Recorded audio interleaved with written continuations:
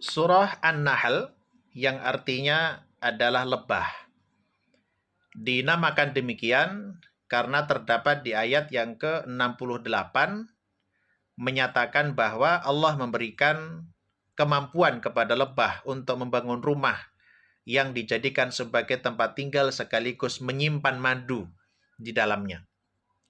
Selain surat ini disebut dengan surah An-Nahl, juga disebut dengan surah An-Ni'am, yang artinya penuh dengan kenikmatan atau nikmat-nikmat yang banyak.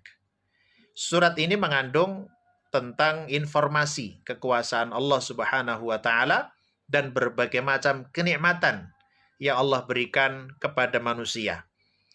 Surah An-Nahl dijadikan sebagai nama surat sebagai ciri khas dan pembeda dengan surah yang lain karena di surat ini diceritakan tentang kehebatan, kemuliaan, serta kelebihan lebah.